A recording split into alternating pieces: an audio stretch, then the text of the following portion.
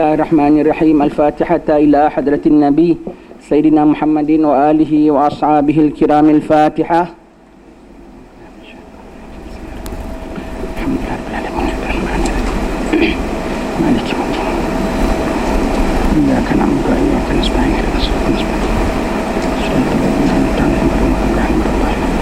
Bismillahirrahmanirrahim. Alhamdulillahirabbil alamin.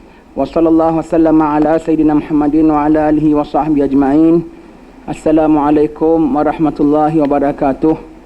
Alhamdulillah, bersyukur pada Allah Ta'ala dengan rahmatnya kita didatangkan rumah Allah pada pagi ini, pada hari Senin, hari penuh barakah, dalam majlis ilmu mengingat akan kematian kita.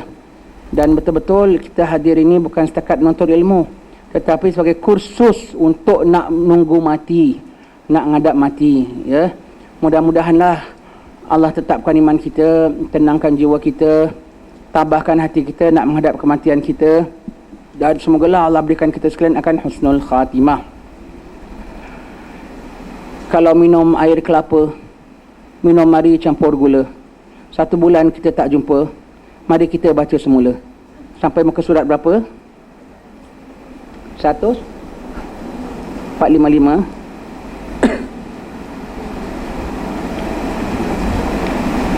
Sampai. Dan kata Imam Al-Ghazali rahimahullah ta'ala, walan takhruja arwahuhum ma lam yasma'u naghamata malakil maut bi ahadil bashratain imma abshir ya aduwallahi bin nar atau abshir ya waliyallahi bil jannah. Tiada keluar segala roh mereka itu selama tiada mendengar mereka itu akan suara malakul maut dengan salah satu daripada 2 khabaran yang didengarkan daripadanya. Ada kalanya ia berkata bagi orang yang hendak mati, yang berbuat maksiat, sukai olehmu hai seteru Allah dengan tempat neraka Jahannam. Atau berkata bagi orang yang hendak mati, yang berbuat taat itu, sukai olehmu hai wali Allah dengan tempatmu dalam syurga. Allah. Nah, inilah yang dinamakan husnul khatimah ataupun su'ul khatimah. Ini ketakutan mati, ya. Ini ketakutan mati yang ketiga, iaitu apa? Yang pertama, ketakutan mati tengok muka Israel, kemudian sakit mati, kemudian ketiga keputusan mati. Keputusan mati inilah yang husnul khatimah ataupun su'ul khatimah. Ya Allah, malaikat maut akan memberi khabar, gembira olehmu wahai musuh Allah. Tu Perli tau, Perli, tempelak, gembira, seronoklah kena azab. Sebab mana dulu konon-konon kau seronok dalam api neraka. Dan ini pasti kita dengar antara 2, ya. Taubat pada Allah Ta'ala, insaf segala dosa kita, mengaku imbas zaman-zaman muda kita. Sekarang aja pun kita masih banyak dosa. Sekarang aja masih banyak dosa dan besar punya dosa. Dengan dulu-dulu punya lagi, dengan besok lusa kita tak tahu lagi. Allah, Dan kalau baik nanti disebut bergembira olehmu wahai wali Allah dengan syurga Allah Ta'ala. Disebut wali Allah, ya, walaupun orang tu sepanjang hayatnya tidak wali sekalipun. Imam Habib Ali Habsyi menyebutkan, kalau sepanjang hayat engkau dapat anugerah kewalian sekalipun, sampai engkau dapat karamah sehingga kau boleh terbang sekalipun, selagi engkau belum capai husnul khatimah, kau belum capai apa-apalah. Tetapi kalau kau orang biasa, bukan wali pun, tetapi kau mati dalam husnul khatimah, kau dapat segala-galanya. Ini sebab nanti akhir hayat disebut sebagai tidak mati husnul khatimah kecuali dapat kemuliaan pada Allah Ta'ala. Sebab itu digelar wali, walaupun dia memang statusnya bukan wali, tapi digelar sebagai wali, orang yang menjaga Allah, orang dijaga oleh Allah, ya. Sampai begitu sekalipun, ya. Jadi wahai ibu-ibu yang sudah pergi haji 2-3 kali, wahai ibu-ibu yang dah masukkan derma 1 bulan walau 200-300 sekalipun, wahai ibu-ibu yang sudah tutup aurat sekalipun, anda masih dalam bahaya. Kita semua masih dalam bahaya, masih belum clear. Selagi belum dapat dengar malaikat cakap ini, selagi itu belum clear. Dalam lain kitab Imam Ghazali sebutkan, selagi kita belum dengar, Allah menyebut ya ayyatuhan nafsul mutmainnah, wahai jiwa yang tenang. Itu ketika kita roh dah dicabut nyawa, nanti kita akan dengar itu. Selagi kau belum dapat dengar itu, selagi itu kau masih cemas dan takut, lulus ke tak lulus. Ibarat orang buat peperiksaan, macam mana kau dapat jawab peperiksaan? Semua aku dapat jawab. Senang ke susah? Senang rupanya. Senang. Kau jawab, kau sangka. Sekali rupanya kau jawab silap, kau salah faham soalan, umpamanya ya. Selagi kau belum nampak sedikit yang ada mohor, dah ada mohor kelulusan dengan apa peperiksaanmu, selagi itulah kau jangan senang hati, jangan overconfident. Macam mana peperiksaan? Doakanlah mudah-mudahan saya lulus. Susah ke senang? Mudah-mudahan apa yang saya jawab tu betul. Begitu ya. Itu peperiksaan biasa. Ini peperiksaan kehidupan, peperiksaan keimanan. Jadi jangan kita rasa confident yang kita ni dah clear. Harap ya Allah yang aku buat ni clear. Harap yang aku buat ni usaha untuk clear. Usaha untuk clear. Minta maaf sebelum saya teruskan. Minta maaf ya. Pada awak ni tutup pakai nikab le.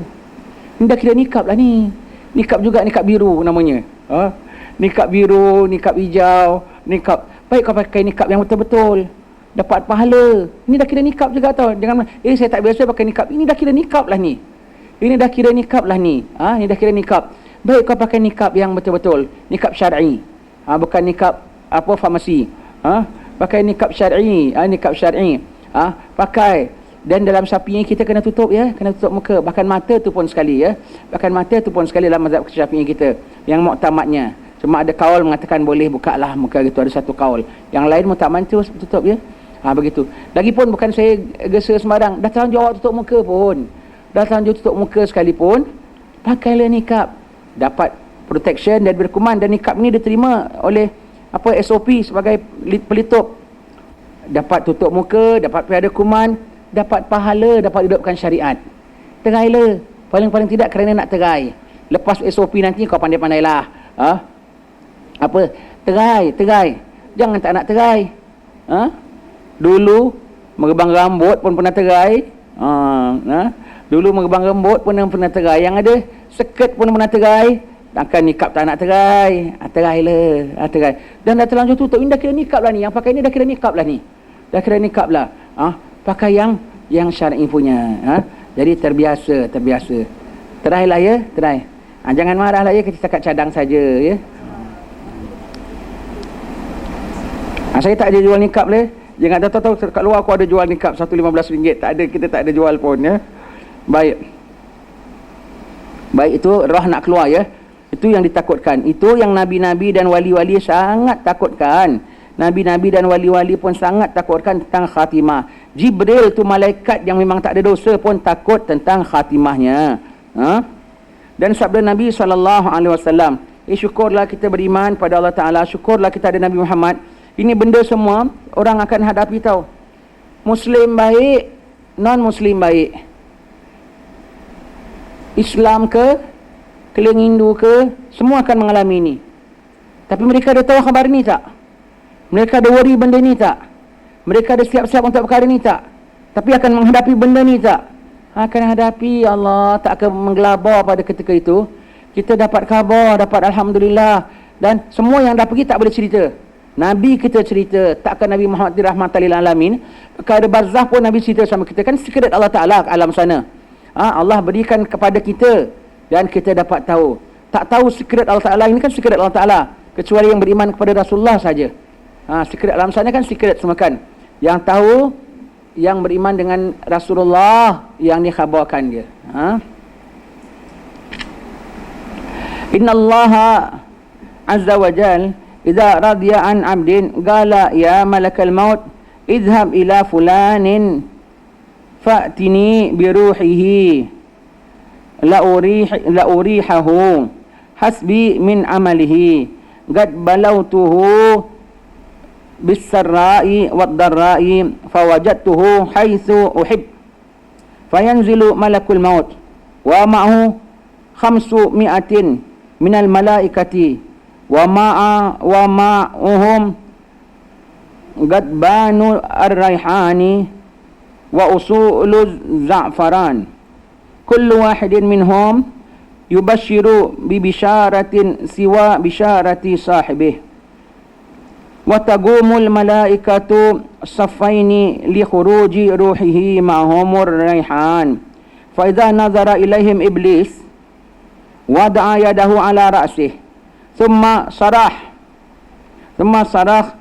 qala fayaqulu lahu junuduhu ma laka ya sayyidana fayaqulu ama tarawna ma utiya hadzal abdu min karamatin aina kuntum min hadha qalu qad jahadna fakana ma'suman. Allah. Baik, artinya bahawasanya Allah Ta'ala apabila rida ia daripada seorang hambanya, ya Allah, Allahumma inna nas'aluka ridhaka wal jannah, Allahumma inna nas'aluka ridhaka wal jannah, Allahumma inna nas'aluka ridhaka wal jannah wa na'udzubika min sakhatika wan nar. Apabila Tuhan rida kepada seorang hambanya, maka berfirman ia bagi malakul maut, pergi engkau kepada si fulan, maka datangkan kamu akan daku dengan rohnya supaya aku istirahatkan dia. Allah nak kasih dia rest, dah penat ibadat, dah penat menahan hawa nafsu, dah penat menahan godaan syaitan, dah penat dengan perjuangannya. Ambil rohnya biar aku rehatkan dia.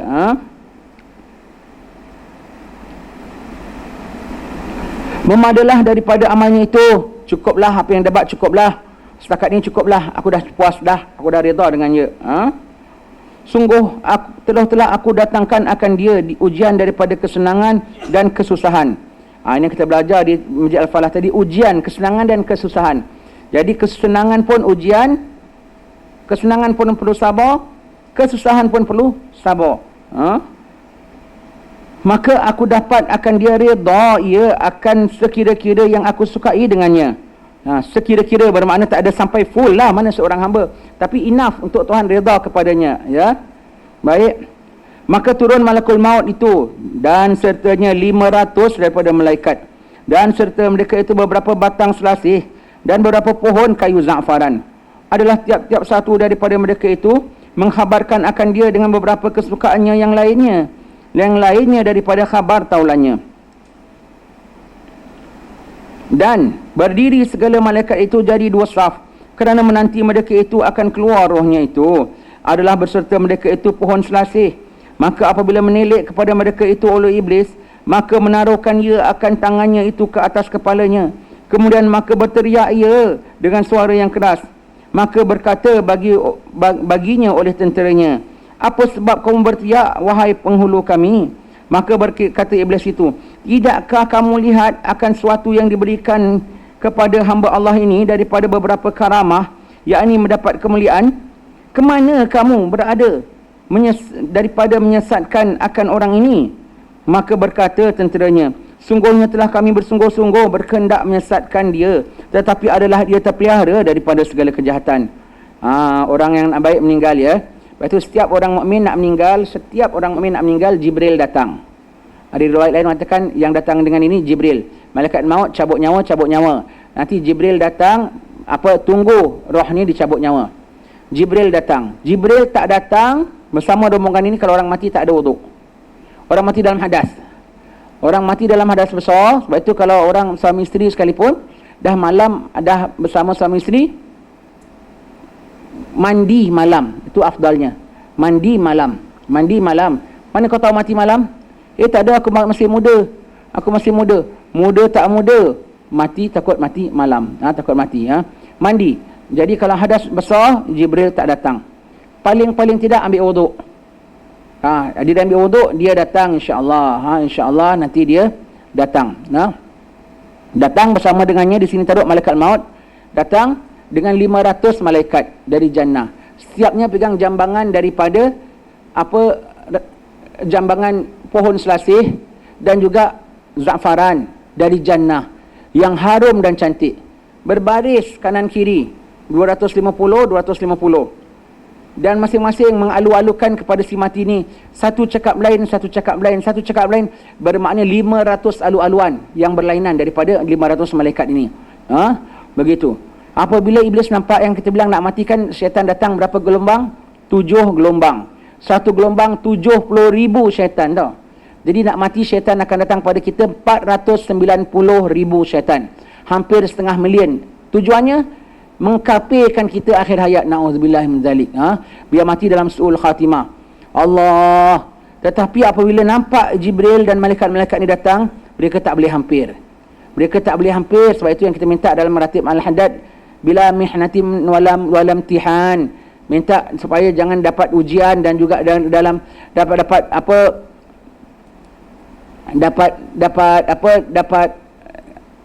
ujian dan percobaan, mati dalam husnul khatimah dengan mudah. Inilah tak diuji dengan syaitan, tak ganggu sama kita. Ketika begini syaitan tak dapat hampir, yang kita bilang 7 gelombang tu satu tak dapat hampir. Maka iblis nampak menjerit dia. Anak buah dia bertanya, "Tuan, kenapa menjerit? Kau tak nampak apa dia dapat ni? Mana kamu semua ni selama ni nak menyesatkan dia?" Sebab kalau dia sesat, kalau dia salah, malaikat ini tak datang dan kau boleh ganggu sama dia sampai last moment. Sekarang dah gini udah waktu tu, belum mati aja dah dapat macam-macam begini ya. Maka hambanya mengatakan segala bala tenteranya mengatakan, kami dah cuba nak sesatkan dia tapi dia terpelihara daripada Allah Ta'ala. Itu yang kita pentingkan, minta keterpeliharaan daripada Allah Ta'ala. We ourselves unable to protect, to save ourselves, except from Allah Ta'ala. That's why kena damping Allah, ingat Allah, minta peliharaan Allah. Kita jahat macam mana, kita lalai macam mana, dipelihara oleh Allah Ta'ala, kita selamat. Hanya Allah saja yang boleh menyelamatkan kita, kita sendiri tak mampu ya. Jadi dengan keterpeliharaannya, kerana dia adalah terpelihara daripada segala kejahatan, terpelihara, Allah memelihara, maka mohon memelihara, mohon. Dan segala amal-amal, di samping kita berdoa, baca, kan ada doa-doa yang baca. Siapa baca ini tak diganggu syaitan, siapa baca ini mati dalam husnul khatimah, siapa baca ini dapat tak kena siksa kubur, siapa baca ini dia pelihara daripada ujian Dajjal, fitnah Dajjal, seperti saya baca surah Al-Kahfi 10 ayat pertama, 10 ayat terakhir. Siapa baca, siapa ada wuduk, malaikat akan datang. Siapa tak ada, mati tak dalam hadas besar, Jibril pun akan datang. Semua tu amalan-amalan yang patut kita melihara dia. Kita terpelihara dengan amalan kita yang mana terpelihara daripada Allah Ta'ala ya. Itu namanya terpelihara daripada Allah Ta'ala ya. Baik. Jadi di sini kita tahu orang nak mati dapat khabar tentang ke mana dia pergi lepas dia mati, dan dah ditempik oleh malaikat dan dah disanjung oleh malaikat.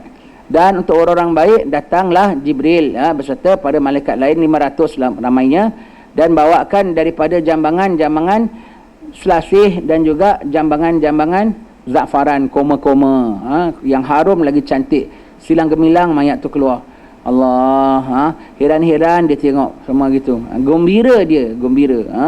Dapat putus nyawa dalam keadaan beriman. Baik. Ini satu fasal pada menyatakan kelakuan yang sunat bagi orang yang hadir sakaratul maut. Ini sekarang kita masuk kursus mati. Nanti kalau nak dekat-dekat nampak malaikat, buat ini ya. Ini kursus. Nanti apabila sidang bakal haji yang nak berangkat, apabila sebelum pergi airport, barang pastikan je beg dah hantar timbang dulu, kan gitu kan. Pastikan beratnya tidak lebih berapa kilo. Pastikan jangan lupa bawa bekalan ini, gunting kecil lah, kan ihram semua jangan lupa ya. Semua, kan gitu kan. Ini sekarang. Nanti ya kalau kita dah nak dekat putus nyawa, jangan lupa perkara-perkara berikut ini ya. Mudah-mudahanlah kita ingat. Ini nota ni semua dah dapat ni. Nanti kita nak pause kejap. Ini benda kita nak baca ini sekarang. Kita baca ini, balik tolong laminate. Kalau kecil besarkan sikit. Laminate, tampal dekat peti ais. Sebab peti ais semua budak-budak buka juga. Kalau tempat lain kadang budak buka, kadang budak tak buka. Tampal dekat peti ais dan panggil anak-anak semua. Budak-budak, tengok. Ini untuk kamu buat. Aku mati kau buat ini. Kalau tidak dia tak tahu. Ini namanya merahab mayat. Menghadap orang nak meninggal dunia. Ini saya petik daripada kitab Sabilal Muhtadin, Syekh Asy'ad Al-Banjari, dan beberapa kitab yang lain. Kebanyakan daripada kitab Sabilal Muhtadin. Baik. Tak tahu nak ngadap maknya putus nyawa, tak tahu. Maka macam-macam dia buatnya dia.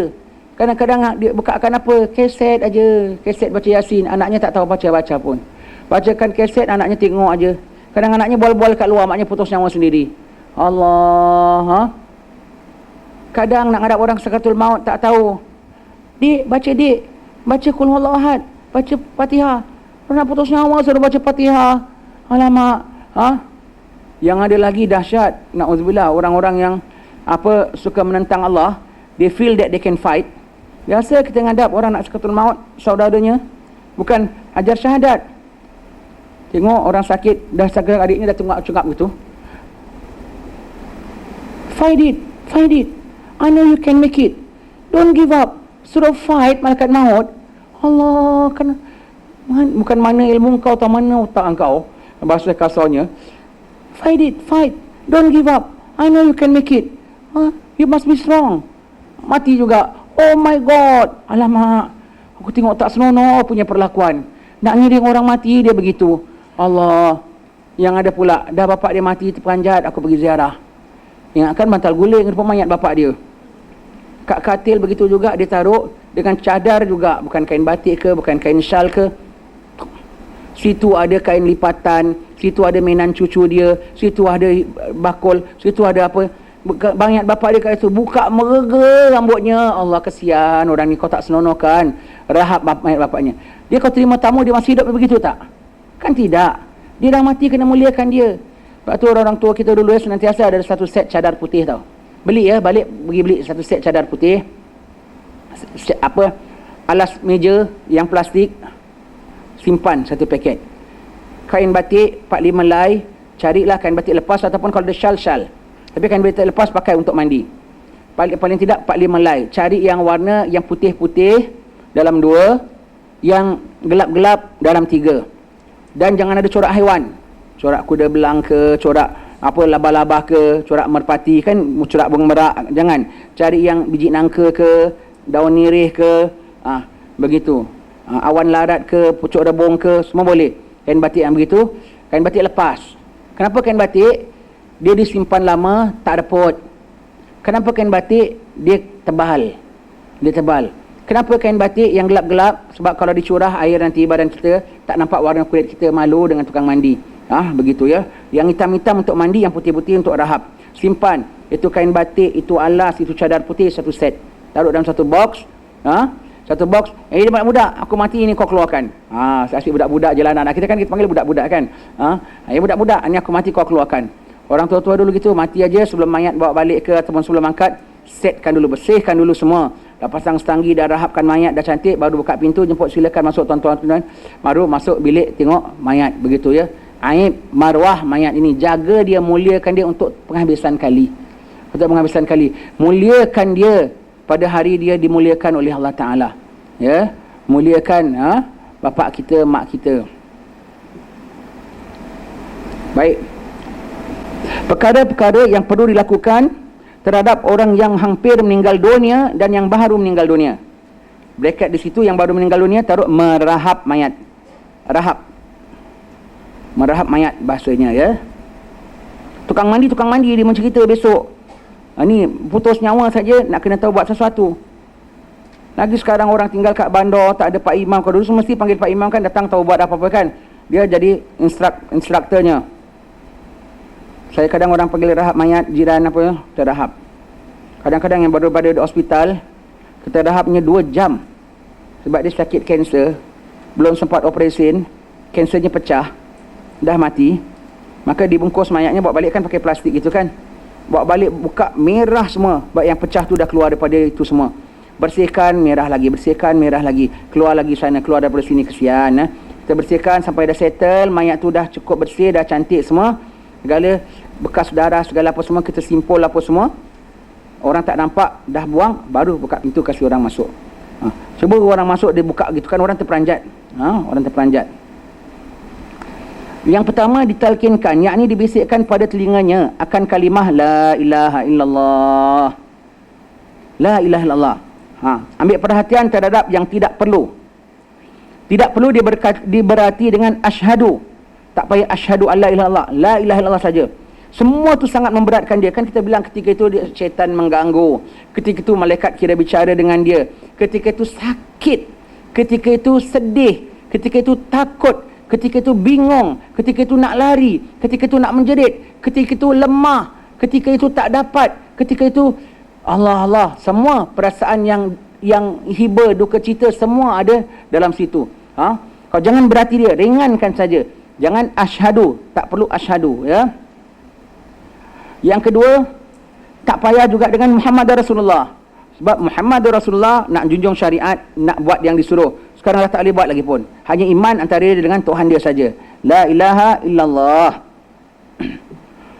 Seelok-eloknya bahawa yang mentalkinkan inilah orang yang disenangi atau dikasihi oleh si sakit itu. Tak semestinya kalau isteri suami yang talkinkan, tak semestinya kalau suami isteri yang talkinkan, tak mestinya siapa, tak mestinya anak yang sulung, tak mestinya siapa kecuali orang yang disenangi. Kalau ada ibu-ibu, orang yang didengar suara ini dia hati dia lembut. Orang yang kalau dengar suara ini suruh apa pun dia buat. Ibu kita kan kita biasa gitu. Kalau ada ustaz dia cakap kan semua dia ikut. Dia ni kalau ustaz dia cakap apa semua dia ikut. Tahan susah payah, tahan drive ustaz dia ke sana kemari, tahan belikan makan untuk ustaz dia, susah payah. Dia nak mati minta ustaz dia yang talkinkan dia. Sebab dia dengar cakap ustaz dia. Kalau ustaz dia saleh, ustaz dia tak saleh pun jangan. Kerana ustaz kan tak saleh, maka anaknya begitu. Kalau isteri dengan anak, lagi baik anak sebab anak dia suka. Kalau dengan isteri tak dia dengar suara itu kecuali dia tahu tu mengomelkan dia. Dia balik aja, masuk aja, taruh kasut aja dengan isteri dia. Bang, dah balik bang. Dengan apa? Apalah mak engkau tu beletihkan aku. Mak tak beletih, mak tanya bapak dah balik. Dia tak dengar suara isteri, kecuali kan isteri beletihkan dia. Nanti dia dengar suara itu, dia tak suka. Jadi suara, tahan kita mengalah ya. Kita tahu position kita dengan pasangan kita macam mana ya. Kita tahu ya. Walau kalau anak lain, anak macam mana pun dia sayang ibu dia. Begitu. Dan kalau ibu dengan anak macam mana pun dia sayang. Walau macam anaknya pun dia sayang. Maka bisikkan yang tangi suara itu. Dan kalau dengar dia mesti nak tunaikan hajat orang itu.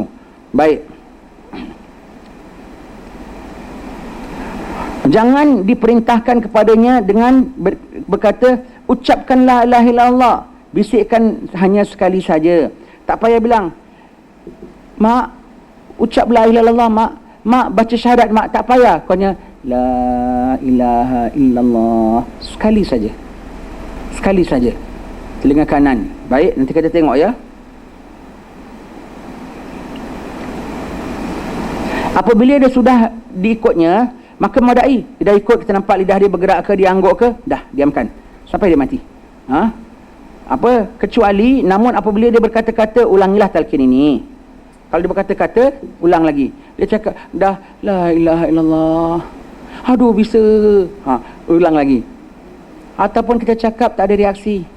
Lama, yang orang sakaratul maut kan lama kan, kita dah baca kan. Sakaratul maut ni lama kadang. Maka kita kadang-kadang 2 hari, kadang kita, maka kita itu bisikkanlah sekali sekala dengan tenang. Sekali telinga kanan, sekali telinga kiri. Dengan itu, ketika itu jangan hingar-bingar. Buat dia bingung. Panggil budak-budak tahfiz, baca Yasin sampai bergema. Allah, bingung orang ni nak mati. Allah, nak baca pun baca, duduk kat luar baca pelan-pelan. Jangan sampai membingungkan dia. Dan kenapa jangan sampai bertalu-talu sekali-sekala la ilaha illallah. Dah. Selang 10-15 minit lagi, bisikkan pula telinga kirinya, la ilaha illallah. Kenapa begitu caranya? Sebab kita bilang tadi dia dalam keadaan bingung dan keadaan sibuk kan. Jangan sampai dia mati dalam keadaan marah. Kalau ketika itu kau gesa-gesa dia marah, sebab dia tengah bingung.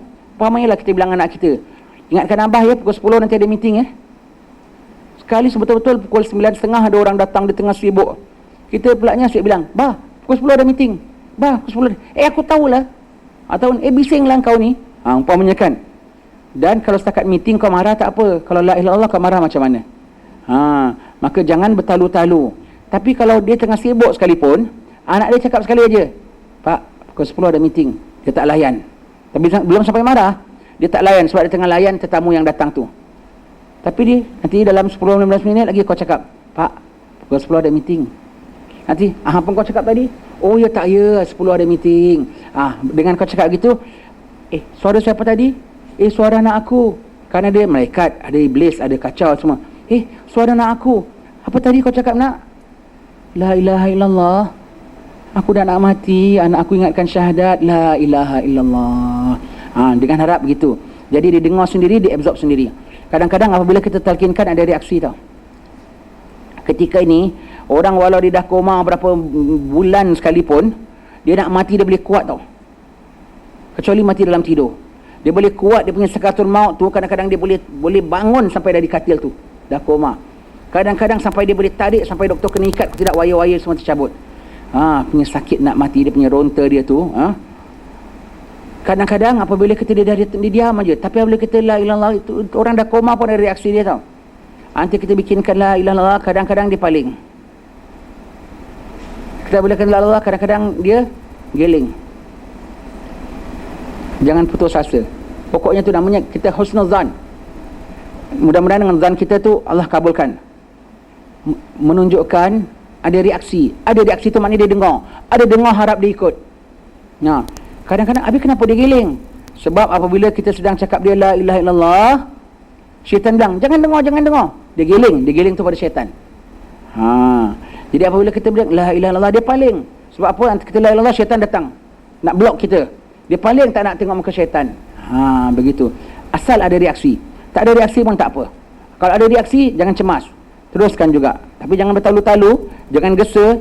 Jangan asyhadu pun tak ada, Muhammad Rasulullah pun tak ada. Kau suruh baca Fatihah, suruh baca Al-Falaq, suruh baca An-Nas. Allah, macam-macam aku tengok. Allah. Hanya la ilaha illallah. Dia tengah sakit, yang kita bilang sakit tu, dia tengah mengalami sakit begitu.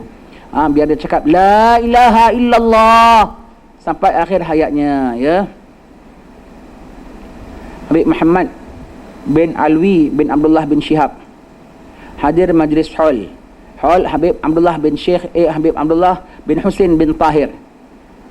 Habib Abdullah bin Husin bin Tahir ini yang ngarang kitab Sulamut Taufiq. Dan beliau juga yang tulis qasidah Ya Arhamar Rahimin, kan. Dia hall yang keberapa, 100 lebih lah. Habib Muhammad ni datang, dia sebagai mufti, sebagai orang alim, sebagai orang tua, ketua ulama'nya Hadramaut. Maka penutup hall kan syahadat. Maka dia pun baca depan-depan orang ramai nak tutup majlis hall ni. Dia baca hadis Nabi, barang siapa yang akhir kalamnya la ilaha illallah, masuk syurga. Terus jatuh mati depan orang. Allah, syahadat depan-depan orang dengan mikrofon lagi. Begitu ujian dia sebut la ilaha illallah, masuk syurga, pap, dia pun mati. Allah, depan-depan orang, Allah zahirkan. Yang ada pula baca hadis itu. Maka Nabi bersabda, barang siapa yang akhir kalamnya la ilaha illallah, belum sempat cakap masuk syurga, dah masuk syurga. Dah mati. Dia bilang dia punya masuk syurga tu dengan praktikal dia. Tak sempat nak sebut. Siapa yang akhir kalamnya la ilaha illallah, tak sempat nak sebut masuk syurga, dah masuk syurga. Allah. Begitu. Kita harap sebab itu baca zikir, baca ratib al-atas, baca ratib al-haddad, baca apa semua tu, hidupkan. Dan jangan kita saja, ajak kawan-kawan. Jangan bimbang, ini semua amalan semuanya tu. Jangan kau takut, jangan kau pedulikan mereka yang cakap bid'ah lah. Mulut kau tak pernah ingat Allah, akhir hayat macam mana kau nanti? Sini ada majlis baca ratib. Ada, ya? Untuk umum ke, untuk jantan saja ke, untuk perempuan ke? Orang jantan tak ada, orang jantan semua tak payah zikir ke? Adakan. Kalau ada pihak-pihak yang tak setuju, pedulikan. Ini bukan masjid dia, dan ini bukan mazhab dia pun, dan ini bukan sektor dia pun. Bila-bila saja Jabatan Agama luluskan, pedulikan. Kau ikutkan cakap dia, orang-orang jadi tak beramal. Baca ratib. Orang jantan pun kena bawa, tanggungjawab kita. Kalau tidak nanti mati semua komplain. Haji, kenapa Haji tak bawa? Haji kan dalam AJK juga. Kenapa Haji tak bawa? Kenapa Haji takut sangat? Kita yang kena blame. Orang ini pedulikan, dia komen dah, dia soal kita. Kenapa? Ini mana dalil? Siapa dia nak tanya kita? Mufti pun bukan, kadi pun tidak, raja jauh sekali. Siapa dia nak tanya kita? I'm not answerable to you. Kau tak tahu, kau tanya Jabatan Agama. Perbuatan kita tidak menyalahi hukum, tak menyalahi peraturan Jabatan Agama. Kena perlu. Dengan dua orang tu, perlu berani tak? Tak payah berani. Just proceed aja. Anggap macam lalat, kebas lalat. Anda kena berani kebas lalat. Lalat aja tak payah berani. Gini aja. Jadi dengan mereka tak payah kena berani. Tak payah berani. Kalau berani tu dengan dinosaur. Dengan lalat kau tak payah berani, kau gini aja. Dengan mereka tak payah, anda kena berani. Tak payah, itu aja nak berani, tak payah berani. Kadang bilang, ustaz ni berani. Itu tak memerlukan keberanian. Itu hanya perlu sanggup kebas saja. Dan kau proceed. Dah. Senang begitu, ya. Kena buat. Kalau tidak, kau bermakna kau dengan lalat pun kau tak berani. Nak tunggu keberanian kebas lalat baru kau nak buat. Bermakna kau tu semut. Dengan lalat pun kau tak berani. Jangan jadi semut ya. Baik. Namun apabila ia berkata-kata ulangilah talqin ini, seandainya tidak mengikut talqin yang diajarkan kepadanya, maka janganlah dipaksakan. Bisikkan sahaja kepadanya sekali-sekala berselang waktu, yang kita katakan tadi ya. Yang kita katakan tadi. Tujuan talqin ini agar ia dapat mengucapkan kalimat syahadat ini pada akhir hayatnya. Kerana termaktub dalam sebuah hadis baginda sallallahu alaihi wasallam yang maksudnya, barang siapa yang akhir perkataannya di dunia la ilaha illallah, nescaya dia masuk syurga tanpa hisap. Direct entry. Direct entry. Yang kedua, bacakanlah surah Yasin. Nabi mengatakan baca Yasin atas orang mati kamu, atas orang nak mati dan atas orang dah mati pun. Bacakan Yasin. Kemudian bacakanlah surah Ar-Ra'd daripada juz ke-13. Supaya mudah rohnya keluar daripada jasad. Surah Ar-Ra'd. Surah Ar-Ra'd tu baca. Betul tau. Surah Ar-Ra'd ni membuat roh mudah keluar daripada badan. Asal saya baca Quran sampai surah Ar-Ra'd aja saya teringat aku baca ni dulu nak iring mak aku mati. Aku baca, tak kita baca itu dengan kerap kecuali sedang menghadap jenazah. So when we baca that surah mesti ingatkan kita suasana mati. Suasana orang nak menghadap sakaratul maut.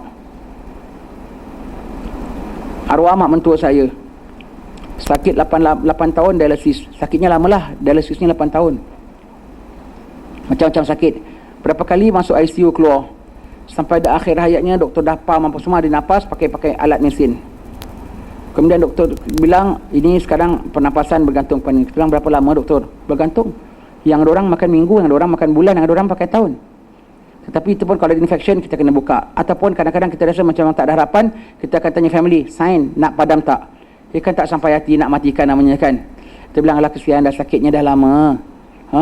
Okeylah doktor pun dah tinggalkan kita semua. Kita baca lagi lah. Saya baca surah Ar-Ra'd, sadaqallahul azim, terus mati, meninggal dunia. Terus dia punya monitor dia yang apa tu nama dia? Skrin dia tu kan ada yang tit. Terus tit. Kita baca sampai habis sadaqallahul azim, sampai kita baca nak ujung, dia turun angka dia rendahkan. Sadaqallahul azim terus tit. Alhamdulillah mudah. Dah sakit dah begitu lama, ujung akhir hayatnya mudah. Yang ada kita baca 2 minggu kemudian baru mati. Tetapi sebelum itu dah mula sakaratul maut. Tapi apabila kita bacakan, dia tenang sampai akhir hayatnya. Kalau dia nak meninggal dunia, senang. Kalau dia nak panjang umur, lebih sihat daripada dulu. Tak adalah kawan kita entah bila kat mana kuliah kita cakap, kadang-kadang kita cakap pun tak tahu orang dengar apa kan. Ustaz, yang inti ajarkan betul tak, kawan saya dia sakit dah tenat. Sekali kita bacakan, rupanya masih nak panjang umur. Sekarang lagi sihat daripada dulu. Saya baca surah Ar-Ra'd. Begitu ya. Baca surah Ar-Ra'd dan baca Yasin dan baca surah Ar-Ra'd. Baca, engkau baca, bukan buka kaset. Kau baca. Baik. Kemudian hadapkanlah ke kiblat, seelok-eloknya dibaringkan atas lambung kanannya. Jika payah maka lambung kirinya, dan atau ditelentangkannya dengan beralas bantal agar pada kepalanya supaya menghadap wajahnya akan kiblat. Sana kiblat, kepala sini, kaki sini. Jadi sebelah kanan dia menghadap kiblat. Kalau payah, ada lemari ke ada apa payah gitu umpamanya, kepala sini, kaki sini. Kalau payah, telentang kerana kaki, kepala sini, taruh bantal sikit jadi mukanya menghadap kiblat. Ketika nak menghadap sakaratul maut, begini. Ketika kita lepas mati, ketika nak menghadap sakaratul maut, begini. Kepala, kaki, sana kiblat. Baring atas, kanannya, macam mana kanan gitu. Terbalik. Kepala sini, kaki sini. Ya, kepala sini, kaki sini. Masa sakaratul maut, dalam kubur, masa sembahyang, putus nyawa saja, begini. Kaki sini, kepala sini, sana kiblat. Begitu ya. Begitu. Baik. Menghadapkan kiblat. Menghadapkan kiblat. Ada orang nak meninggal sakit. Sakitnya sakit biasalah. Tapi dah lemah. Tapi masih boleh bergerak sikit-sikit. Tiba-tiba dia aja insut menghadap kiblat terus mati. Allah, dia menghadap sendiri rupanya. Menghadapkan ke kiblat. menghadapkan ke kiblat. Kemudian siwakkan agar mudah rohnya keluar daripada badan. Siwak tolonglah pakai ya. Siwak ni fungsinya sunnah pun sunnah, mewangikan mulut pun dia, terangkan mata pun dia, kuatkan tulang belakang pun dia. Nampak muda. Orang pakai siwak nampak muda tau. Tak pakai siwak nampak tua. Tak pakai botox pun pakai siwak. Tapi dia pakai siwak pun nampak tua juga. Tak pakai nampak lagi tua. Begitu ya. Pakai siwak. Dan yang pentingnya pakai siwak ni, di antara fadilatnya mengingatkan syahadat pada akhir hayat. Dan di antaranya memudahkan roh keluar daripada badan macam air keluar daripada bejana. Pakai siwak. Dari sekarang dah pakai. Ketika sakaratul maut ambil siwak. Itulah yang Siti Aisyah penghabisan. Ambil siwak Nabi, dibasahkan dengan, ambil siwak, basahkan dengan air liurnya, kemudian masukkan mulut Nabi, siwakkan Nabi. Dan Nabi meninggal, akhir yang masuk dalam mulut Nabi ialah siwak berserta dengan, bercampur dengan air liur Siti Aisyah, isterinya yang dikasihi. Begitu ya. Siwak, mudahkan roh keluar daripada badan. Macam mana kau nak siwakkan dia? Baru nak beli siwak kat kedai. Allah, senantiasa pakai siwak. Dia siwak kita ada, bila sekejap, siwakkan mak kita. Siwakkan dia, ya. Titiskan air pada mulutnya untuk membantu bagi menghilangkan dahaganya. Jika ada, berikan air zam-zam atau air yang dicampur sedikit dengan madu atau air putih biasa. Kalau nampak tanda dia haus, sebab orang nak mati semuanya haus. Kalau beri air sebanyak seantero dunia sekalipun, tak hilang hausnya. Begitu dia putus nyawa, kalau dia orang mukmin, hilang hausnya. Diberi minum dengan serta-merta. Begitu kalau dia jahat, itulah dia nak putus nyawa, dia haus. Berkekalan hausnya ketika cabut nyawa, berkekalan hausnya masuk kubur, kena soal tak dapat jawab haus, kena bantai haus, kena seksa haus, sampai bangkit nanti haus, sampai mahsyar haus. Minumnya nanti baru bila? Dalam neraka, air timah ataupun air nanah. Na'udzubillah min zalik. Kalau nampak tanda dia haus, wajib kasih air. Kalau tak nampak tanda dia haus, sunat kasih air. Sunat kasih air ya. Air zam-zam, sebab itu orang tua dulu mesti ada air zam-zam 1 botol. Untuk mandikan mayat aku, bilas air zam-zam. Tak ada air zam-zam, kalau mandi air sungai Nil pun boleh. Tapi untuk minumkan, air zam-zam. Tak ada, air campur sedikit madu. Jangan sepekat-pekat madu kau taruh, terus mati. Dengan air campur sedikit madu manis, taruhkan. Begitu. Tak ada air putih biasa semua. Air, bantu dia. Dengan berkat sedikit, hilang dahaganya. InsyaAllah. Sebab itu sunnah Nabi kan. Sekarang bantunya semua dengan amalan tau. Bantunya semua dengan amalan ya. Mudah-mudahan lah nak kita buat kita dengan kita ya. Ini kita baca untuk kita buat untuk siapa kita tak tahu. Dan mudah-mudahan anak kita buat ini untuk kita. Nanti kalau ibu nak mati kau buatkan ini nak ya. Kau telkinkan ibu, telinga ibu nak ya. Ibu suka nak dengar suara kau. Begitu ya. Kini bercerailah sudah roh dari jasadnya. Maka lakukanlah perkara-perkara yang berikut ini ya. Sekarang dah putus nyawa dah putus nyawa, maka ada perkara-perkara yang pula kena lakukan. Kuliah kita sampai pukul berapa? 12 ke 12.30? 12.30? Okey. Baik. Putus nyawa saja, semua mata terbuka dah. Walau mati dalam koma sekalipun. Dia akan makan, bahkan dia punya terbeliak sedam kita tengok. Terbeliak. Dia nampak roh dia keluar. Dia nampak, dia tengok roh dia keluar, dia tengok. Dan penghabisan lah dia tengok rumah dia. Penghabisan lah dia nampak ahli keluarganya. Cucu atuk sayang. Penghabisan atuk tengok muka kau. Jumpa lagi nanti bila. Jumpa tak jumpa pun tak tahu.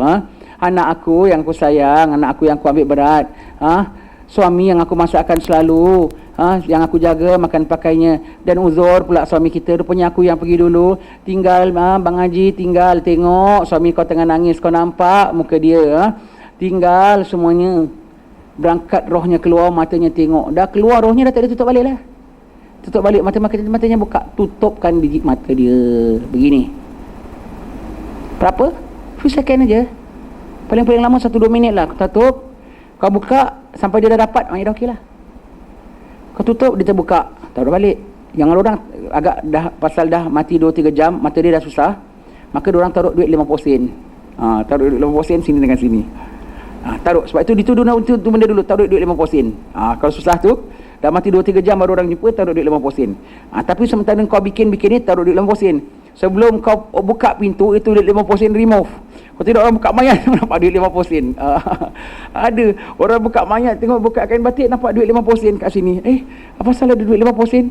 Umpamanya semua tu dia tak faham ni macam-macam ataupun dia tak gitu beliak biji mata kan terperanjat orang tengok kan. Allah. Baik, tutupkan matanya. Berapa minit aja tutupkan. Kalau kita jumpa orang mati, matanya dah rapat, itu mati dalam tidur. Semua mati tengok rohnya keluar, kecuali mati dalam tidur dia rapat. Yang rapat tu macam-macam cerita. Kadang-kadang dia tak sedar mati pun. Celik tak celiknya dalam kubur saja. Ada manfaatnya juga. Arwah mak saya dulu. Pasal agak syaitan banyak ganggu ke apa ya. Malam Jumaat tu kita punya rasa pun takut nak sebelah katil mak. Macam takut sekali. Takut.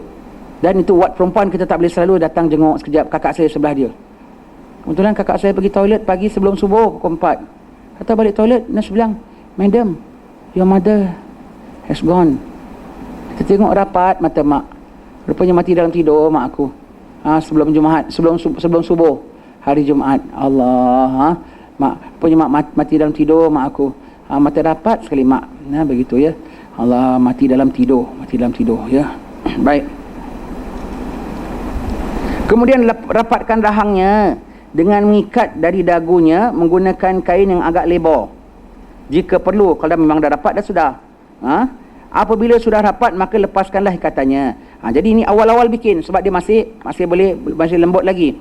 Tutupkan matanya, kalau nak taruh 50 sen ke tidak. Kemudian ambilkan dia, jangan tak ambil tali rapia, sakit kan, mati kan sakit kan. Kain yang agak lebar, ikat, taruh sini, ikat atas kepalanya. Sekali lagi, sementara kau berahap bersihkan apa semua, ini biar berikat, ini mata biar 50 sen. Sebelum kau buka, remove. Yang ada orang kita buka mayat, Allah 50 sen, kepala berikat macam pocong, kan takut orang kan. Tak senonoh orang yang ada menganga. Kan aib kan mayat ni ya. Mati baik-baik, pasal dia dah jadi mayat, rapatkan, sempurnakan. Rapatkan, ikat. Kau bikinlah kerja. Sementara bikin kerja kan makan setengah jam juga begitu kan. Ketika itu kau bukakan sama dah rapat, dah cantik, dah rapat, mata dah rapat. Allah, terbayang kita muka keluarga kita yang kita rapatkan begitulah wajah mereka. Masih hidup lain, wajahnya dah mati lain, wajahnya aku yang kena mulut pun aku yang kena tutupkan. Allah, sedih sekali, tak sedih sekali bikin begini, sedih tak, sebab yang akan aku bikinkan ialah siapa? Keluarga terapat. Mak, isteri saya almarhumah, sedih sekali. Di antara telkin paling sedih menyayat hati saya, telkin bapa meninggal, saya masih belum besar sangat, orang lain baca telkin. Mak meninggal, almarhumah isteri meninggal, saya yang baca telkin. Hari-hari berbual cakap dengan dia, mak, nanti malaikat datang, mak jawab, mak ya, mak jangan takut. Sedihnya dengan orang rumah kita yang masih terbual-bual ngoding dia, ni aku pesan, awak jangan takut dia, awak ngadap Tuhan awak ya. Allah, kita ketelkin, kalau terkin dengan orang lain kita bilang, wahai fulan bin fulan, hendaklah kamu mengetahui bahawasanya kau telah meninggal dunia. Takkan dengan mak kita nak cakap gitu. Wahai mak, kan tak pernah cakap begitu dengan mak, kau ajar. Dengan mak kita cakap macam mana kita cakap dengan mak, begitulah kita cakap. Mak dah meninggal mak dalam kubur sekarang mak sendirian. Sekejap lagi malaikat datang, mak jangan takut mak ya. Sedih cakap begitu Allah dengan mak aku cakap begitu sedihnya dengan isteri kita. Isteri kita jangan apa-apa, dia bergantung dengan kita kan. Ini aku nak lepaskan dia sendiri dalam kubur. Awak jangan takut ya, nanti Tuhan tanya awak jawab begini ya. Awak begini, Allah tak sampai hati, kena baca juga. Allah sedihnya sekali. Ini kita baca gini teringat apa yang aku buatkan pada almarhum keluarga aku semua. Satu hari mudah-mudahanlah anak kita buat kita begini ya. Rapatkan. Kemudian letakkan di atas katil dengan menghadap kiblat. Kita katakan kepala sini, kaki sini. Letak tempat tinggi tak apa. Yang orang jangan letak tempat tinggi. Tak salah, lepaskan tempat tinggi mulia. Lagi kalau bawahnya kurang bersih ke apa semua, letakkan tempat tinggi katil semua. Habis kalau orang baca Yasin dia bawa kaki mayat. Ini kepala, ini kaki orang baca Yasin. Bukan kau bawa kitab Yasin tu bawa tapak kaki dia betul. Ni tapak kaki dia kau bawa sini, itu lebih berdosa. Dia kan atas katil gitu. Macam sekarang ini kau duduk kat dalam saf, kau baca Quran, depan ada saf, kan belakang punggung orang. Sama lah. Bukan kau taruh bawah kaki dia. Mayat atas talqin apa itu Quran bawah. Yang ada orang kan begitu kan. Apa pula ni mayat atas Quran bawah, kan orang duduk bawah kan gitu kan. Bukannya apa yang tingkat 2 ni floor atas ada bawah, kan ada Quran semua bawah. Itu kan di atas katil dia, bukan kau taruh Quran tu bawah katil dia. Apalah kadang-kadang orang ni suka yang tidak-tidak pulanya. Tidak. Taruh atas katil, hormatkan dia, muliakan dia, muliakan dia, taruh atas katil. Kalau kita semua taruh atas katil. Kalau kita semua taruh atas katil, paling tidak tilam tipis dekat bawah. Tapi semua taruh itu, jangan geletakkan aja atas lantai. Kesian, kesian. Masih hidup bukan main tilam Dunlop, dah mati macam kucing aja kau taruh dekat bawah. Kesian, kemudian yang keempat, ditanggali segala pakaiannya. Barang diingat, jangan melanjangkan mayat. Reganglah selai kain panjang di atas jasadnya, yakni seorang memegang di sebelah kepala dan seorang di sebelah kaki. Manakala seorang yang ketiga menanggali pakaian mayat daripada bawah kain yang diregang itu. Jadi open ya. Mayat di bawah, lepas itu paling tidak 2-3 orang. Siapa? Hati-hati, dalam ini pun hati-hati. Jangan bercampur jantan perempuan. Kalau tak tahu panggil Pak Imam yang buat kerja, anak-anak perempuan cuma yang masuk keluar, anak-anak jantan. Kalau anak-anak yang bikin, anak perempuan sama anak jantan, tak apa, dia adik-beradik. Ibu yang mati tak kuat nak angkat, anak jantan angkat, anak perempuan yang kesat, umpamanya begitu ya. Maknya. Tapi kalau yang bikin itu ada ipar duai, tak boleh. Ni abang ipar, adik ipar, ni adik kakak ipar, tak mahram, haram. Bukan mahram ya. Maka tak boleh. Semua yang di situ semua yang ada hubung kait. Kalau Pak Imam, maka anak jantan, anak perempuan keluar. Kalau Mak Haji yang bikin, anak perempuan, anak jantan keluar. Nak angkat, tolong angkat je pun kau keluar. Jangan bercampur gaul, kita tu haram ya. Kena hati-hati. Baik, tanggalkan. Sebab kalau tak tanggalkan, baju yang bekas keluar mayat daripadanya panas. Roh ni panas. Nanti kau tengok mayatnya lebam-lebam besok. Sebab tu kita mandikan mayat ada lebam-lebam tau. Lebam-lebam pasal baju tak disalinkan. Walau dia mati baru lepas salin baju sekalipun. Salinkan, buka. Dan jangan gunting. Itu dah bukan harta kau. Kecuali itu kau anaknya, dan kau jangan lupa apabila kau gunting nanti bila bagi pusaka, satu lai baju kau kena kurangkan sebab yang kau punya kau dah gunting. Itu dah kira bukan baju bapa tau, kira baju kau tau. Sebab bapa dah mati dah tak ada hak milik lagi. Dia pinjam baju anak, tolong sarung sekejap. Jadi kita jangan gunting. Kalau nak gunting pun Pak Imam ambil gunting. Tak boleh, kena minta izin. Saya gunting boleh untuk mudahkan. Yang ada orang main gunting aja haram, kena minta izin. Minta izin. Kalau dia anak dia bilang, jangan Pak Imam, saya nak pakai lagi ni, besok saya baru beli ni, dia ngeri mahal umpamanya ya. Kau pula gunting, kan geram anak dia. Kena ganti Pak Imam 200. Ini suit saya baru beli ikan punya harga. Tak pasal-pasal Pak Imam kena bayar. Begitu. Baik. Tanggalkan, tapi jangan telanjangkan. Ada macam ikan kembung dia bikin mayat.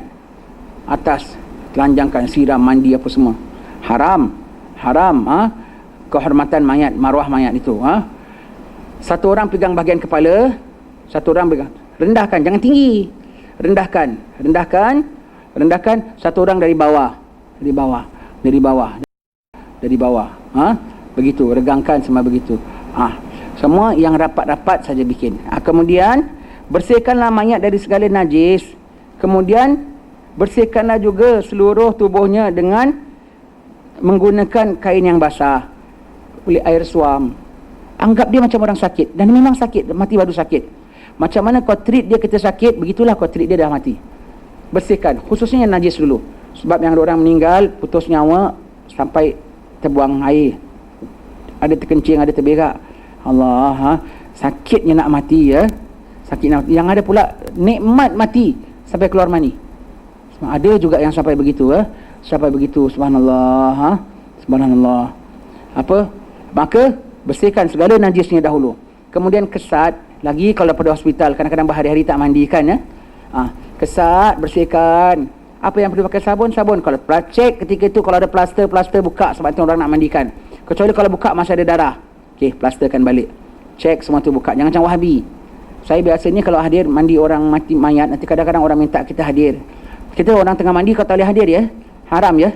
Kecuali orang minta, Ustaz boleh hadir Ustaz, lihat mayat ni, orang minta kita hadir, maka kita hadir. Nanti saya bilang, okey saya tengok ya. Nanti kita cek. Aku jumpa satu plaster, dia punya yang mandikan orang Wahabi. Dia tak cermat sekali. Dia memang kerja tak senonoh Wahabi ni Akidah dah tak senonoh, kerja lagi memang semua serba-serbi dia tak senonoh. Tengok ada plaster. Kalau ada satu aku cek whole body, ada 2-3 lagi.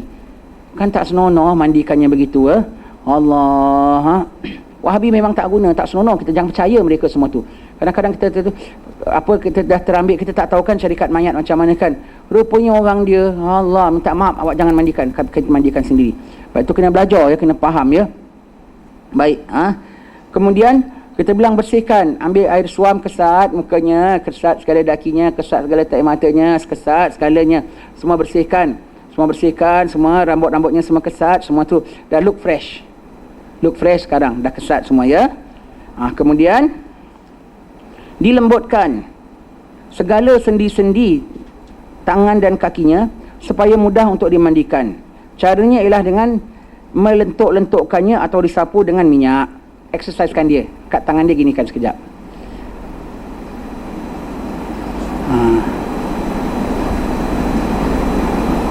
Kaki semua. Kalau kau takut menyakitkan dia, maka ambil minyak. Minyak apa pun boleh. Jangan minyak panas. Pakai minyak yang panas, minyak serai. Allah kesian minyak tu. Allah. Pakailah minyak. Tak ada minyak makan pun sudah. Bukan pasal dia sengal ke apa. Pasal nakkan minyak biar tak masuk angin. Adalah minyak makan ke minyak zaitun lah bagus, paling senang. Tak ada minyak bijan pun boleh. Minyak bijan Rasulullah, minyak badan minyak bijan dah. Minyak zaitun untuk makan juga. Yang badan kadang pakai minyak zaitun dan biasanya minyak bijan. Maka minyak bijan atau minyak makan biasa boleh, pergelangannya sendinya. Jadi apa besok nak mandikan, nanti tukang mandi lembut mayat ni, pandai awak siapkan mak awak ya. Begitu ya. Dia apa? Lembut, kita nak mandikan dia, angkat tidak kaku, kesian nak buka kaku. Lembut, sendi-sendinya semua lembut, diminyai ataupun dilentuk-lentukkan begitu semua. Okey, minta maaf saya tanya ya. Agak-agak selama ni yang kita dah baca ni semua, awak dah pernah belajar ke belum ni semua? Dah sedia tahu ataupun sekarang ni baru pertama kali?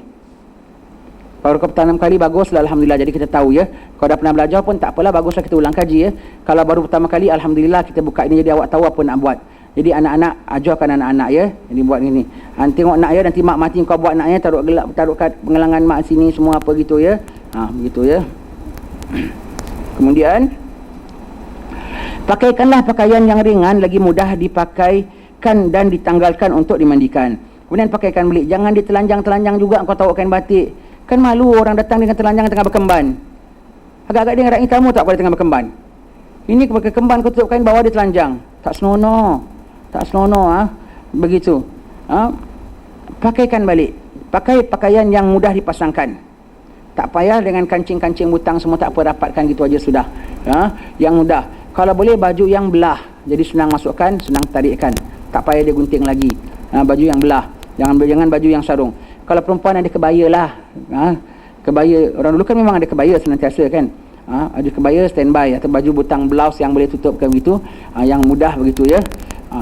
Semua tutupkan. Ingat je, ketika dah rahab semua, orang jantan tak boleh tengok, orang perempuan tak boleh tengok ya. Kecuali yang mahram. Orang perempuan yang mati, Pak Imam Masjid tak boleh masuk, Pak Bilal tak boleh masuk.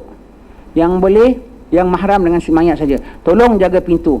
Jangan, yang Pak Haji pun jangan kau ceroboh ya, masuk. Ibu meninggal dia, diri dengan sebelah akak tu. Haram ustaz, tak boleh. Ini mayat bukan mahram kau tak boleh tengok. Kau baca Yasin dekat luar sudah. Tengok masuk. Yang ada makcik-makcik pun kepo, mayat Pak Haji meninggal kau pergi tengok. Tak boleh. Kau orang perempuan, dia jantan, kau tak boleh. Dia mayat perempuan, awak jantan, tak boleh. Kena jaga semua tu ya. Jadi bersihkan semua. Pakaikan balik. Kemudian rambutnya sikatkan, rapikan. Jangan merega gitu kata kita bilang tadi kan, buka mayatnya merega, mayat bapaknya. Kita minta akan sikat apa semua. Sikatkan, rapikan. Kalau perempuan nak pakaikan serkup pun bolehlah, tak ada apa-apa semua. Jadi kemas begitu. Tak payah tutup muka, telkung semua tak payah. Setakat yang simple aja mudahkan. Sebab apa? Memang bukan siapa tengok pun, tak ada lelaki tengok pun, keluarga. Dan tolong ada jaga dekat pintu ya. Minta maaf Pak Haji ya, mahram saja. Dah. Gitu kan susah tak? Kan tak susah. Cara gitu. Minta maaf Kak Haji ya. Minta maaf ustazah ya. Kadang-kadang ustazah pun tak faham tau, mentang-mentang ustazah nak baca kat depan-depan. Minta maaf ustazah ya. Apa? Kita jaga mahram. Dah. Begitu begitu. Tak ada kena-mengena orang jantan orang perempuan nak campur semua. Orang kita kan ceroboh sekarang kan ya. Semuanya nak apa macam tak ada pantang pulanya. Tak suka aku. Kemudian rapikan rambutnya dan tutuplah seluruh tubuhnya dengan kain yang meliputi seluruh anggotanya. Dah pakai baju di bawah, Kemudian tutup, kain yang tutup seluruh anggotanya. Baik. Kain yang ringan. Jangan kain yang seberat-berat jenis kain kau taruh. Allah. Kain songkit. Kan bawahnya dia bulu gatal semua tu. Allah. Umpamanya. Elok juga jika digunakan pada bahagian kepalanya kain yang agak jarang seperti kain selendang atau kain serban, supaya dapat keluar udara yang kurang elok yang mungkin keluar. Banyak orang mati, kadang perut dia ada sakit, kadang ada angin, ada apa kan, baru keluar ketika itu. Kau tutup dengan kain batik lepas kan agak tebal kan, buka aja itu air trap, buka aja hawa je naik. Jadi kain batik, dah pakai baju, dah rapikan, pakai kain batik lepas sampai sini. Kalau syal pakai syal. Kalau kain putih pakai kain putih lebih baik. Sampai sini. Kemudian atas tu pakai kain serban. Kain serban kan jarang, ataupun selendang perempuan, tutupkan. Jadi orang nak buka hanya buka ini saja, tak payah yang bawah tu dah. Dan kena sebelah mesti ada anak selalu rapikan. Orang lepas buka, rapikan balik. Lepas buka, maruah mayat. Dah bersih sekali dah bersih. Letakkan tangan kanannya atas tangan kiri. Baik. Sebelum ini kita dah sebut dia. Terlepas kat sini dekat nombor taruh 8 tu boleh taruhkan juga. Sebelum taruhkan itu di alas bawah punggung itu dengan plastik yang kita bilang tadi, siapkan plastik alas meja. Kenapa? Kadang-kadang orang meninggal ni ada najisnya keluar. Baru lepas mati gelodak-gelodak ke apa, kadang nak angkat tu nanti besok angkat dengan plastiknya sekali. Takut kena angkat digoyang-goyang najisnya keluar aib mayat tu. Takut yang meninggal tu gitu, jadi alaskan. Jadi kalau najis keluar tak menajiskan katil tempat tu tadi. Alaskan plastik, kemudian alaskan kain, baru letakkan mayat yang dah pakaikan baju semua, diangkat taruhkan balik semua. Dan semua ketika buat ini semua tidaklah hadir kecuali orang yang berkenaan saja. Ketika akan putus nyawa ataupun mayat balik pada hospital, balik rumah, dan kan ada jiran-jiran dah mulai tunggu kat dalam rumah, minta maaf semua ya, minta maaf, kami minta agar dapat beri ruang ya, kami nak selenggarakan mayat ini dahulu, nak rahapkan, minta maaf ya, jangan marah ya, jemput tunggu di luar, terima kasih sudi datang. Diorang duduk, tutup pintu, kunci, bikin anak beranak. Begitu ya, begitu. Standby plastik untuk taruh tuala kotor kesat tadi. Standby air. Baik. Letakkan tangan kanannya atas tangan kirinya begini ya, dan digenggamkan seperti gaya orang sedang sembahyang. Letakkan di atas perutnya sekeping besi seperti gunting kecil atau pisau kecil atau sebagainya. Ini adalah untuk mengelakkan kembung perutnya. Kita katakan tadi, dia dah mati, kadang masuk angin, kadang lagi kalau nak angkat besok, kadang-kadang, dan kadang ada asid dalam perutnya tak rilis takut bau busuk, kadang tak rilis, maka perutnya kembung, naik angin. Letakkan besi. Yang ada orang taruh gunting. Sekarang kita nampak orang taruh besi tak? Tak ada. Hadramaut masih taruh besi. Tak apa-apa besi, dia orang taruh sikit. Kadang kita orang taruh gunting kecil, taruh apa? Yang taruh tak tahu kenapa dia taruh, yang larang tak tahu kenapa dia larang. Yang ada orang taruh gunting kecil, taruh pisau kecil. Jadi kalau kucing hitam langkah tak ada, dia tak bangun. Bangun kan bagus, boleh bola-bola lagi ya. Allah. Taruh gunting kecil. Jadi kalau kucing hitam langkah, dia tak bangun. Jadi pakcik dia pula, pak long dia pula tak tahu hukum. Jangan taruh. Ini khurafat. Alamak, engkau taruh pun tak tahu kenapa engkau taruh. Yang dia larang pun tak larang, kembung mayat tu. Allah, masih hidup makan ikan kembung, dah mati jadi mayat kembung. Allah. Taruhkan gunting kecil ataupun pisau kecil ataupun apa-apa sajalah, small piece of metal. Small piece of metal. Begitu ya. Tak payah ukir-ukir, tak payah apa. Jangan sekarang awak tempah besi yang cantik ada ukir, nama taruh ini untuk tercendera mata. Ini apa ni? Untuk taruh atas perut awak nanti. Allah. Tak payahlah, apa-apa pun boleh lah. Taruhkan benda yang berat sikit aja. Angin dengan besi kan lagi berat besi. Ada besi aja angin tak boleh naik. Begitu ya. Itu. Kemudian elok juga jika ditaburkan kapur barus yang ditumbuk halus pada keliling mayat untuk mengelakkan serangga. Taburkan juga minyak atar sekeliling mayat. Lebih-lebih lagi bahagian kepala supaya harum dan dapat menutupi bau-bauan yang tidak menyenangkan dari mayat. Baik ya. Kapur barus. Sementara siap-siap kita kena ada yang faham. Ada yang faham jadi chiefnya. Okey. Siapkan air suam 1 besin. Ambilkan tuala kesat 5-6 helai. Siapkan plastik untuk buang apa-apa semua. Siapkan tisu umpamanya ya. Ambilkan sikat, ambilkan minyak. Tak ada, kita sendiri masuk dapur ambil. Siapkan kapur baros. Kau ambil kapur baros, tumbuk. Dah baring semua, dah siap semua, dah pasang itu semua. Sebelum buka ini semua, tabur kapur baros keliling, tak ada seselang pun. Ada semut tau, semut jenis semut mayat. Halus sekali. Kalau ada mayat nanti datang, mana siapa bilang dia pun tak tahu. Datang ramai-ramai. Rumah plate yang tinggi-tinggi pun ada. Kalau ada mayat tengok, semut mayat. Halus sekali. Tak nampak tau, halus, sangat halus. Setakat ni yang saya pernah nampak jenis semut yang halus, itulah semut mayat. Halus, nanti dia datang. Nanti dia masuk mayat. Ataupun serangga apa lain. Taruh kapur baros. Kemudian taruh minyak atar. Khususnya bahagian kepala tadi, lebihkan sikit jadi orang buka aroma mayat ni. Jadi kalau ada air yang rilis tadi, tertutup bau mayat itu, ya, tutup, ya, baik. Kemudian sunat dibakar umpama setanggi atau gaharu atau sebagainya, mulai putus nyawa hingga selamat jenazah meninggalkan rumah. Lebih-lebih tak kala mayat sedang dimandikan. Tempat bara. Sebab itu orang kita dulu mesti ada tempat bara, ya. Beli tempat bara, ya. Beli tempat bara. Tak payah tembaga dari Terengganu pun tak apalah. Tempat bara biasa pun boleh, ya. Yang tanah punya tu pun boleh. Standby arang dekat rumah. Standby. Putus nyawa saja bau. Sebab kalau wangi, malaikat datang. Kalau wangi, syaitan tak suka. Jadi tabur. Dan kalau ada bau-bau yang tak enak, covered. Orang mati ni kadang-kadang dia lama dalam katil, dalam bilik tu, bau pun tak bersih, tingkap pun tak buka, kan tak ada fresh air apa semua. Jadi bau setanggi tu cover bau-bau yang tak senang, tutup. Mula putus nyawa sehingga mayat keluar rumah. Khusus ketika nak mandikan mayat, sebelum angkat mayat ke tempat pemandian, bawa tempat bara tu asap semua tempat mandi, taruh tempat bara dekat corner. Ketika tukang mayat nak tekan perut mayat, saya nak tanya, orang tukang mayat sini ada sebut tak? Saya nak bersihkan, tekan perutnya, ya. Kalau ada apa-apa yang kotor keluar, tolong tambahkan setanggi. Sini ada tak tukang mayat minta gitu? Siapa biasa mandi mayat? Ketahu orang mayat. Kena, ya. Kena pasangkan tempat bara dan minta tukang mayat kena bilang, hidupkan, ya, tolong lebihkan. Sebab jadi kalau ada bau yang keluarkan, tak enak benda yang keluarkan. Jadi tutup. Maka ketika dah diasapkan, dah taruh mayat, kemudian ketika nak tekan perutnya, keluarkan najisnya, kepulkan lagi asapnya. Jadi hilang bau busuknya semua, camouflage, cover, gitu, ya. Tempat bara ni sunnah, ya. Bab mayat kita jumpa, bab tamu kita jumpa, bab hari Jumaat kita jumpa. Dan namun makruh pulanya tempat bara ni bawa iring jenazah. Makruh. Macam orang Majusi. Dan makruh tempat bara dikubur. Lepas tu di makam-makam kita tak kasih orang pakai tempat bara. Makruh, ya.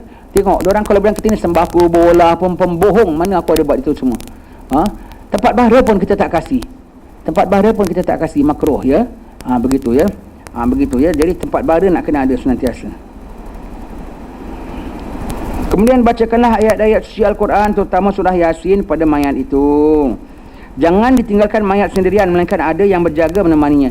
Malam semua tidur, dia bangun. Kan macam-macam orang nampak, betul? Sebab yang ganggu dia masih ada tahu. Yang tadi kita bilang yang 7 gelombang tu, masih ada tahu. Dia still nak kacau tahu. Dia still around. Betul, orang ada sawan mayat. Walau isteri engkau, walau anak engkau sekali yang mati engkau sayang, yang ada orang dakap anaknya. Lepas tu sakit, marat mati, kena sawan mayat. Sawan mayat, salah langkah, salah apa semua. Lepas itu lepas mandi mayat, sunat mandi. Saja aku mandi lepas mandi mayat.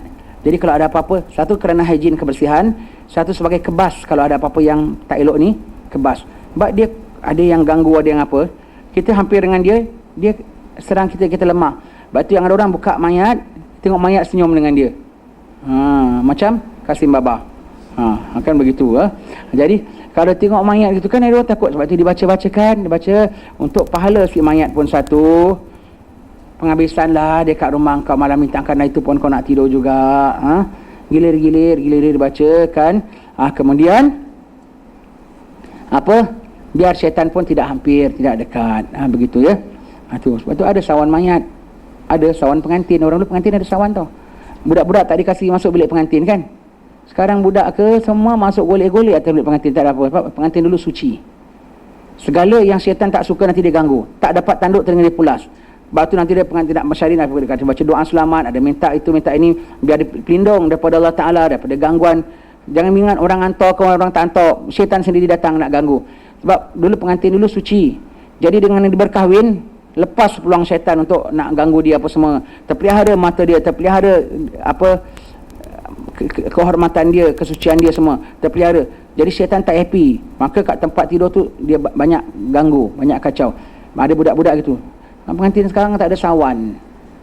Sebab pasangannya sendiri dah bersawan. Allah sebelum kahwin dah ke sana kemari, ke hulu ke hilir. Kau tengok pengantin sekarang tak ada sawan pun. Tak ada sawan. Dulu pengantin, budak-budak yang masuk bilik pengantin nanti kena sawan pengantin. Betul? Memang ada. Benda-benda yang ganggu semua. Mayat, ada sawan mayat. Ada sawan mayat. Begitu. Jadi jangan tinggalkan. Baca. Dah ada mayat dah lain tak? Walaupun dulu dengan kita bersama sekalipun makan bersama, jadi mayat dan namanya pun mayat. Jadi mayat dah kosong, dianya dah tak ada. Kalau ada anything yang berlaku, bukan dia tu. Bukan dia tu. Bukan dia tu. Allah, seram ya, mayat.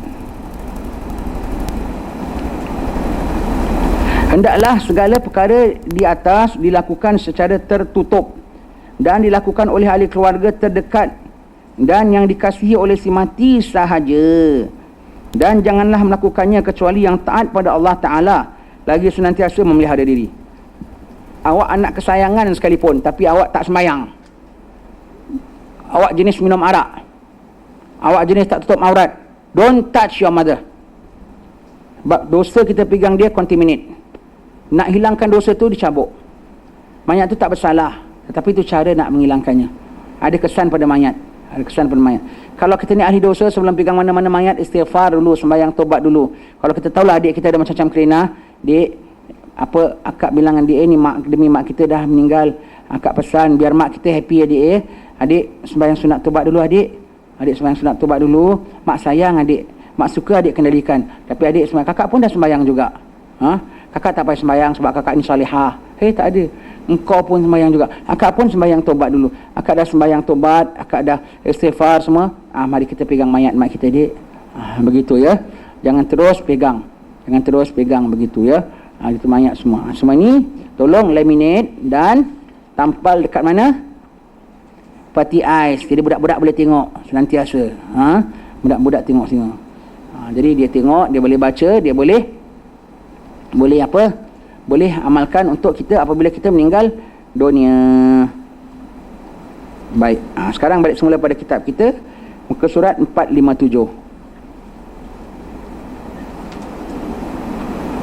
Kalau orang baru meninggal dunia kan tukang mandi datang besok pagi kan. Tukang mandi datang besok pagi, putus nyawa, family tak tahu apa nak bikin tau.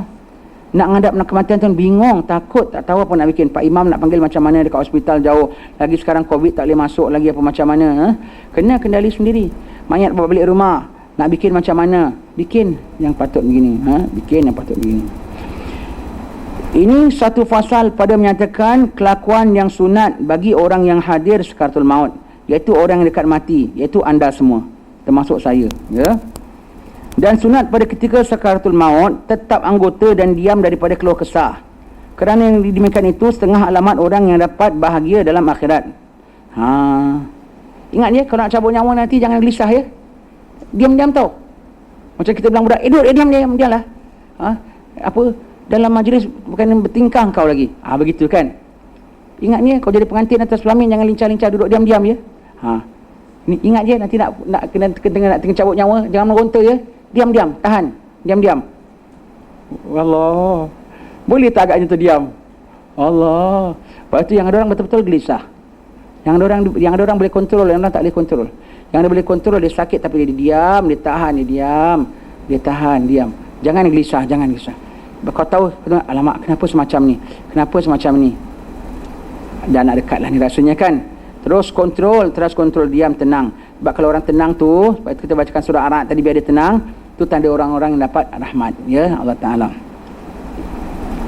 Seperti sabda Nabi SAW, urkubul mayyita inda thalath, idza arashaha jabinuhu wa dama'at aynahu wa yabisat syafatahu fahiya min rahmatillahi azza wajal qad nazalat bihi fa idza ghatta ghatital makhnuq wa marra launuhu war baddat syafatahu fahuwa min azabillahi azza wajal qad nazal bih.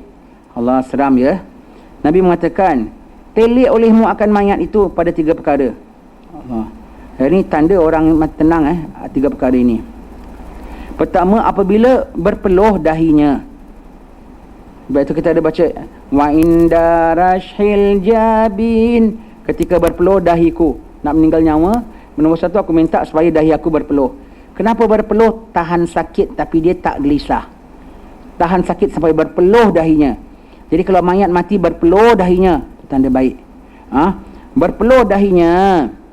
Kedua, apabila terbit air mata, putus nyawa saja berlinang air matanya. Allah, berlinang air matanya sebab sedih nak tinggalkan familinya.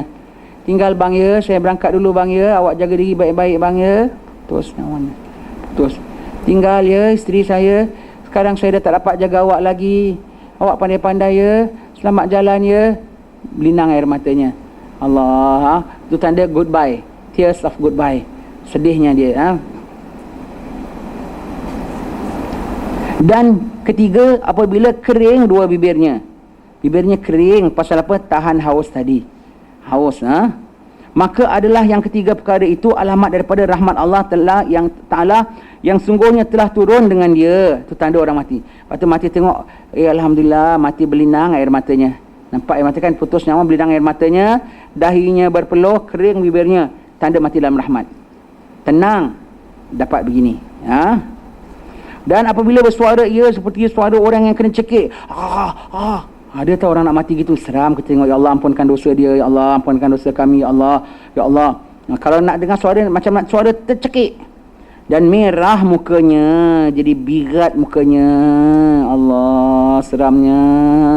Apa di tengah rasa sekarang ini? Dianya kita nampak, apa yang dirasa kita tak nampak.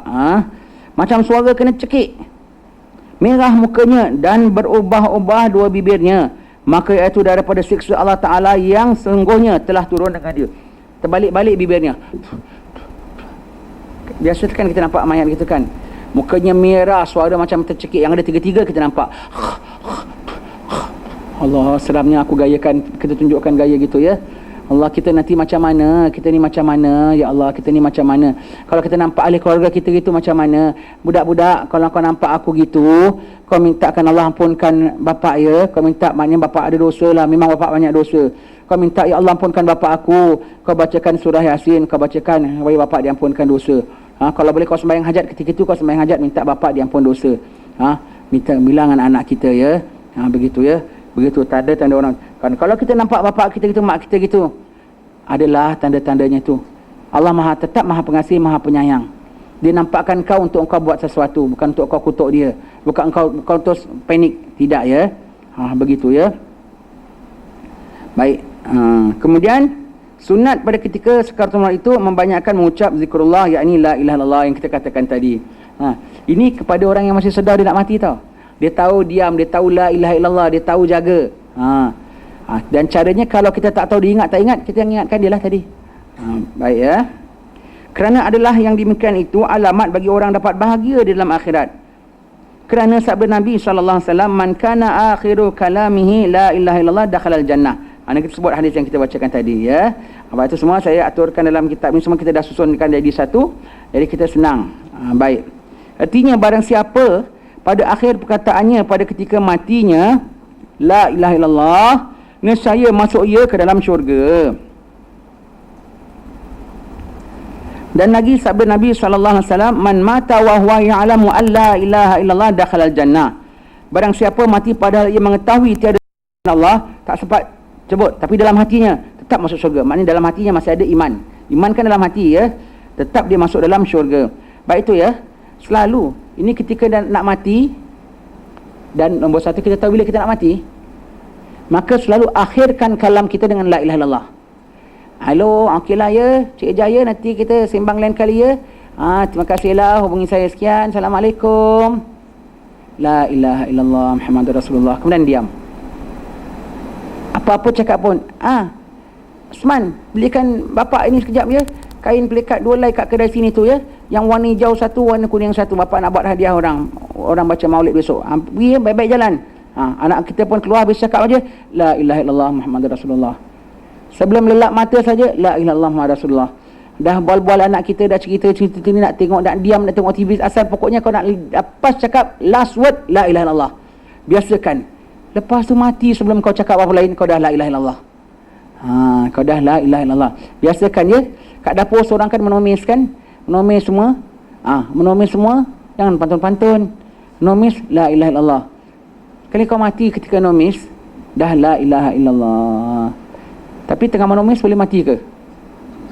Jarang lah ya. Jarang. Tapi tentang kau lah itu orang. Begitu ya.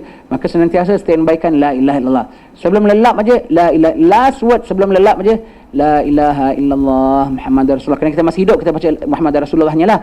Kita dah mati nanti hanya la ilaha illallah saja. Begitu ya.